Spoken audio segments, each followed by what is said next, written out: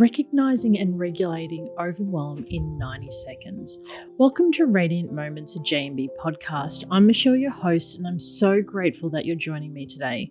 Before we dive into today's topic, let's make this space one where you can truly pause and reconnect. If you can find a cozy spot, maybe wrap yourself in a blanket or simply close your eyes for a moment and breathe. This time is yours. In the rhythm of caregiving, it's easy to put our own needs aside. But here, in these few minutes together, I invite you to let go, to be present and to feel supported. Consider this podcast your place to refuel, to be inspired and to feel seen. Whether you're just beginning your caregiving journey or you've been on this path for a while, know that we're here together, sharing insights, stories, and the strength we need to carry on. So grab your favorite drink, settle in, and let's explore the radiant moments that keep us connected, resilient, and inspired. In our previous episode, number 7, we touched on an important concept, emotional regulation, and how it can allow us to quickly shift from feeling overwhelmed, stressed, or frustrated to calm and centered in under 90 seconds. Today, I want to dive deeper into this concept and unpack how developing this skill can truly transform not only your caregiving journey, but also your loved one's well-being. Recognizing the signs of overwhelm. As caregivers, the demands placed on us are immense. Every day can feel like a marathon of appointments, treatments, medications, and emotional support. We're not just managing our own needs, but also those of our loved ones, often at the expense of our own mental and physical health. It's natural that, in the midst of this, we sometimes feel like we're teetering on the edge of overwhelm. However, what's most important in these moments is the ability to recognize that tipping point before it becomes too much to bear. So, what does overwhelm actually feel like? Well, it's different for everyone, but there are common physical and emotional cues that can signal when you're approaching a point of overload. Think about your own experience. Do you ever notice a tightness in your chest or find yourself taking shallow, rapid breaths? Maybe it's a racing heart or a sense of dizziness or a knot that seems to form in the pit of your stomach. For some, it's that heavy feeling that sits on the shoulders or the sudden urge to retreat from everything because it all feels too much. These physical sensations are your body's way of sounding the alarm, indicating that you're moving beyond what you can manage comfortably. It's the body's natural fight or flight response to stress. And if left unchecked, it can quickly escalate into burnout, anxiety, or even physical illness. Learning to identify these sensations early is essential for stepping back and regaining control before things spiral. On the emotional front, the signs might be even more subtle. For some, feelings of irritability surface. You might find yourself snapping at loved ones even when they haven't done anything wrong, or feeling frustrated by tasks that normally wouldn't bother you.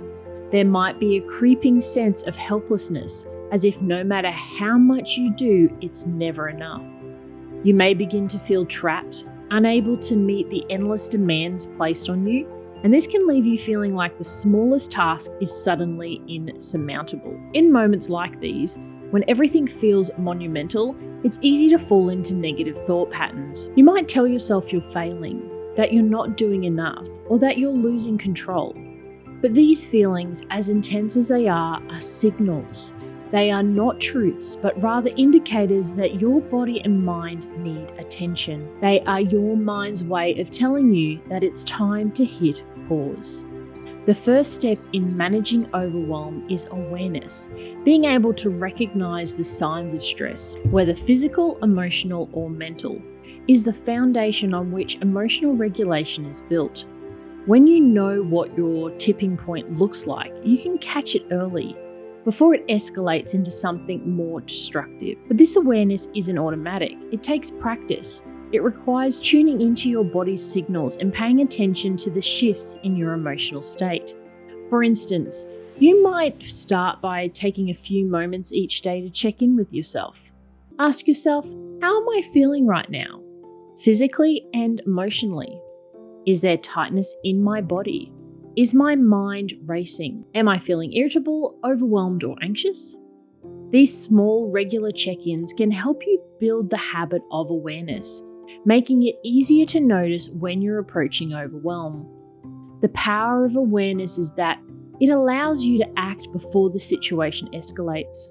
Once you're familiar with how stress manifests in your body and mind, you can intervene early, perhaps with a deep breath, a moment of mindfulness, or a brief step outside for fresh air. By catching the signs early, you're giving yourself the opportunity to regain control and redirect the energy before it takes over. So when you start to notice these signs, the shallow breaths, the tightness in the chest, the irritability, or the frustration creeping in, know that it's time to pause. Take that moment to ground yourself, to breathe, and to remember that you have the tools to reset. Awareness is the first and most crucial step in the journey of emotional regulation, and it empowers you to move from overwhelm to calm in 90 seconds or less. The 90-second reset, how does it work? Now let's talk about that 90-second window. Research shows that when we experience a surge of emotions, whether it's anger, fear, frustration, or stress, the physical response in the body typically lasts about 90 seconds. After that, it's the mental loop rerun that prolongs the feeling. But if we can intervene in those 90 seconds, we can prevent the escalation. Here are a few tools you can use to regulate within that 90-second window. Number 1, deep mindful breathing. It's one of the simplest and most effective ways to reset. Take a deep breath in for the count of 4, hold for 4, and exhale for 4, repeating this until a shift is felt. This engages your parasympathetic nervous system, which calms your body. Number 2, grounding techniques. Engaging your senses can help anchor you in the present moment and stop the mental loop of stress. Focus on something you can see, something you can hear, something you can feel. You're shifting your brain's focus from the stressor to the now. Number 3, positive self-talk in the middle of overwhelm. Remind yourself, I can handle this, or this moment will pass. These affirmations may seem simple, but they're powerful. They help you reclaim control of the narrative and remind your brain that you're safe and capable. Passing these skills on to our loved ones. As caregivers, we're not just responsible for managing our emotions, but often we help our loved ones regulate theirs as well. This is where the beauty of modeling emotional regulation comes into play. By practicing these techniques ourselves, we can show our loved ones how to manage their emotions in challenging times. Maybe it's teaching your child or loved one how to take deep breaths when they feel anxious, or showing them how to ground themselves with sensory exercises when they're feeling overwhelmed. The goal isn't to eliminate the stress or frustration they feel, it's about helping them navigate it. When they see you calmly handling a situation, they learn that they can do the same. For example, if your loved one is having a difficult day and feeling anxious, you could gently guide them through deep breathing exercises, or have them focus on something simple like holding a comforting object while you talk them through their feelings. Over time, these small moments help them build their own emotional toolkit, engaging in short, positive self-care activities. One of the most powerful ways to reset in moments of stress is to redirect your energy into something positive, even if it's just for a minute or two. The goal here is to break the cycle of overwhelm by engaging in a self-care activity that's intentional and focused. By redirecting your energy into a positive self-care activity, you're giving yourself a mental break and creating a small moment of calm that can carry you through the rest of your day. Now we've explored the signs of overwhelm, I want to invite you to take a moment to check in with yourself, wherever you are, whether you're sitting at home, on the go, or maybe even in the midst of caregiving duties. Let's pause together just for a few seconds. Close your eyes if it feels comfortable, and take a deep breath in, and then exhale slowly. As you do this, bring your awareness to your body. Start at the top of your head and work your way down. How does your neck feel? Are your shoulders tense? Is your breathing shallow, or are you breathing deeply? Do you notice any tightness in your chest or your stomach? Maybe your hands are clenched or your jaw is tight. Now, Shift your awareness to your mind. What thoughts are swirling around? Is there a sense of calm, or are you feeling overwhelmed? Are there feelings of stress, frustration, or maybe even guilt that you've been carrying with you? Take a moment to really feel where you are, physically, mentally, and emotionally. There's no right or wrong answer here, just an opportunity to recognize and acknowledge where you're sitting in this space right now. As caregivers, we often don't get the chance to pause and ask ourselves these simple questions. But this moment of self-awareness is powerful. By checking in with yourself, you're giving your body and mind the attention they deserve. You're recognizing the signals before they become too much to handle. If you're feeling signs of overload, know that it's okay. This is part of the caregiving journey. But by becoming aware, you've taken the first step towards resetting and finding calm. So if you're feeling any tension or stress, gently remind yourself you have the ability to regulate and you have the tools to do it. Take a few more deep breaths, and as you exhale, imagine releasing some of that tension, letting go of some of that overwhelm. You've just taken an important step in caring for yourself. And if this is a space where you're feeling comfortable, I encourage you to do these check-ins regularly throughout your day. Join JMB Inspired on this journey. At JMB Inspired, we're passionate about equipping caregivers with the skills they need to thrive against the odds. Emotional regulation is one of those essential skills, and we're here to guide you every step of the way.